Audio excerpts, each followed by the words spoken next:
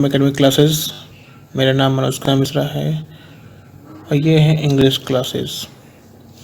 Last lecture में हमने English का नाउन पार्ट ख़त्म कर दिया था और मैंने बोला था कुछ उससे रिलेटेड रूल्स हम पढ़ेंगे, बहुत बेसिक रूल्स पढ़ेंगे। तो चलिए, उससे पहले subscribe the channel and like and share and follow the channel. चलिए स्टार्ट करते हैं रूल्स।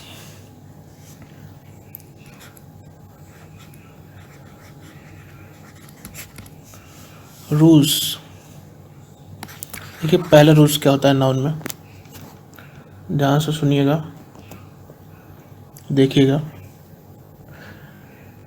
काउंटेबल अनकाउंटेबल में हमने पढ़ा था ना नंबर्स में, तो उसमें अनकाउंटेबल नाउन्स जो होते हैं वो हमेशा याद रखिएगा। जो अनकाउंटेबल नाउन होते हैं, अनकाउंटेबल नाउन्स जो होते हैं वो हमेशा क्या होते हैं, सिंगुलर होते हैं। कभी प्लूरल फॉर्म में नहीं हो सकते, सिंगुलर ही होंगे, हमेशा सिंगुलर होंगे वो कभी प्लूरल फॉर्म में नहीं होंगे। और उनके साथ अगर सिंगुलर होंगे तो अभी आपको जानते नहीं है, ठीक है, इसको नहीं बताएंगे, बाद में बताएंगे, आर्टिकल्स बताएंगे कि अनकाउंटेबल नाउन के साथ कभी, इनके साथ कभी ए और जो एन होता है वो नहीं यूज होता है। तो ए और एन अनकाउंटेबल नाउन के साथ यूज नहीं होता है, इतना आप ध्यान रखिएगा। और ये तो एक पहला रूल हो गया। फॉर एग्जांपल, जैसे कि आपको बताएं कि एग्जांपल अनकाउंटेबल नाउन का, जैसे कि क्या हो गया आपका, शुगर अनकाउंटेबल नाउन है, तो इसके पहले कभी ए और एन तो यूज नहीं कर सकते आप, प्लस ये सिंगुलर ही रहेगा, कभी ये प्लूरल फॉर्म में नहीं यूज हो सकता। चलिए सेकंड रूल की तरफ देखते हैं। कुछ वर्ड्स होते हैं, इनका ध्यान रखिएगा। ये वर्ड्स न्यूज़ हो गया, या मैथ्स हो गया, या एथिक्स हो गया, या कहिए पॉलिटिक्स हो गया, इकोनॉमिक्स, इनिंग्स,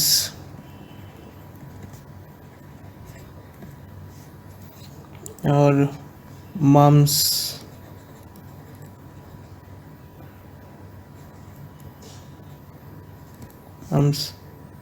ये कुछ ऐसे ही वर्ड्स हैं जो दिखने में, देखिए सब में आखिरी में ऐसा लगा हुआ है ना, ये दिखने में लगते हैं कि यह है प्लूरल लगते हैं, पर ये हैं प्लूरल नहीं, ये है क्या है, सारे के सारे सिंगुलर हैं, सिंगुलर नाउन है ये सारे।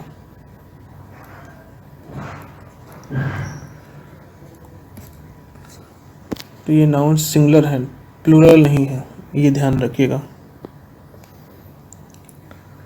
चलिए नेक्स्ट देखते हैं थर्ड रूल।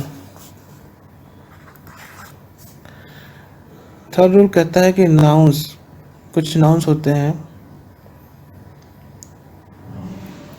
जो सिंगुलर भी होते हैं और प्लूरल भी होते हैं। जैसे कि सीप हो गया, डियर हो गया,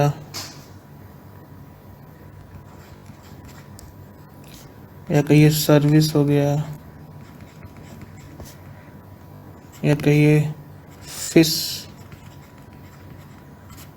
ये सब क्या है, ये सिंगुलर भी हो सकते हैं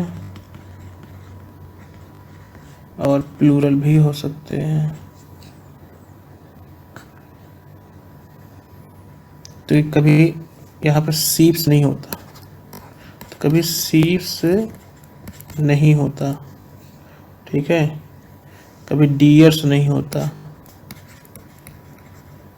अगर प्लूरल बना तो यही होगा यूज, ये सिंगुलर भी और प्लूरल फॉर्म दोनों यूज हो सकते हैं, ठीक है। रूल 4 देखिए, कुछ वर्ड्स होते हैं जो हमेशा प्लूरल फॉर्म में ही यूज होते हैं, मतलब उनका सिंगुलर तो आप कभी बना ही नहीं सकते। जैसे वर्ड्स हो गए पीपल, लोग, इनका आप कभी सिंगुलर फॉर्म नहीं बना सकते, ये हमेशा प्लूरल ही रहेगा, हमेशा प्लूरल रहेगा। और जैसे कि पुलिस, ये भी प्लूरल फॉर्म में ही है। और कौन से वर्ड होते हैं,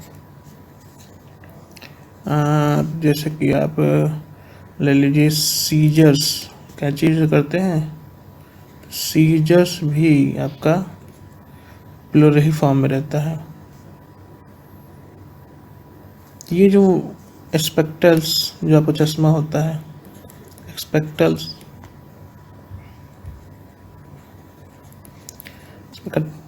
तो ये सब आपका जो होता है क्या होता है, सिंगुलर प्लूरल फॉर्म में ही यूज होते हैं हमेशा। इनका सिंगुलर तो आप बनाने की कोशिश कभी मत करिएगा। रूल 5 कहता है कि हमको अगर प्लूरल बनाना हो, किसी का प्लूरल बनाना होता है, मतलब कोई सिंगुलर है प्लूरल बनाना होता है, तो हमें यस जोड़ देते हैं, ये तो पता है। पर क्या करेंगे आप इनका, जैसे कि फादर इन लॉ है, फादर इन लॉ है,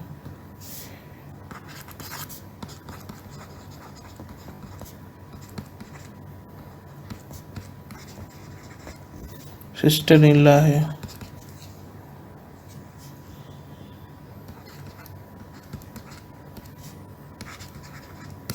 तो इनका प्लूरल कैसे बनाएंगे। इनका प्लूरल बनाने के लिए एस लगाना तो है, पर कहाँ लगाएंगे, आप फादर के साथ लगाएंगे कि लॉ के साथ लगाएंगे। तो ये रूल कहता है, 5वां रूल कहता है कि आप हमेशा मेन जो नाउन होता है उसके साथ लगाइएगा। मेन नाउन क्या है, यहाँ फादर और सिस्टर है, तो फादर्स इन लॉ होगा, ना कि फादर इन लॉज नहीं होगा, सिस्टर इन लॉ होगा, सिस्टर्स इन लॉ। ये रूल होता है। और एक पोसेसिव केस जब बनता है नाउन में ही, एक पोसेसिव केस क्या बनता है, एपोस्ट्रॉफी आप सुने होंगे कभी, जैसे किसी का एपोस्ट्रॉफी कहते नहीं है कि ये राम का पेन है, तो राम्स पेन, ये एपोस्ट्रॉफी, ये पार्ट होता है एपोस्ट्रॉफी, ये बताता है राम का या राम की पेन, तो राम की पेन हो गई। ये apostrophe S in the case of father in law, sister in law क्या होगा, मतलब यहाँ पर जो फादर इन लॉ है, एक ही भी जंप ले रहे हैं, लेकिन फादर इन लॉ है, ये जो एपोस्ट्रॉफी एस है मतलब फादर इन लॉ की पेन, तो कहाँ लगाएंगे ये एपोस्ट्रॉफी एस, यहाँ लगाएंगे फादर के साथ कि लॉ के साथ।